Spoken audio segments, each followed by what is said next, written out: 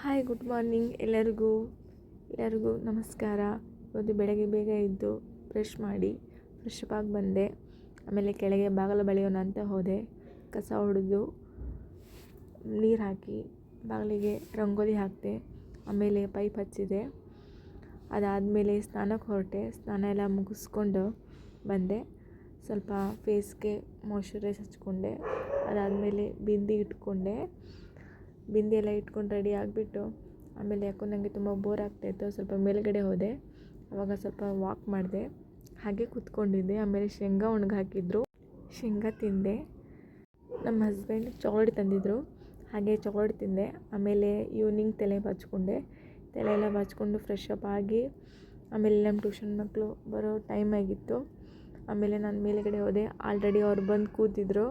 ಆಮೇಲೆ ಅವರಿಗೆಲ್ಲ ಕ್ಲಾಸ್ ತೊಗೊಂಡ್ಬಿಟ್ಟು ಆಮೇಲೆ ಟ್ಯೂಷನ್ ಬಿಡ್ತು. ಅವರೆಲ್ಲ ಹೋದರು. ಇವತ್ತಿನ ವ್ಲಾಗ್ ಇಷ್ಟೇ. ಎಲ್ಲರಿಗೂ ಬಾಯ್.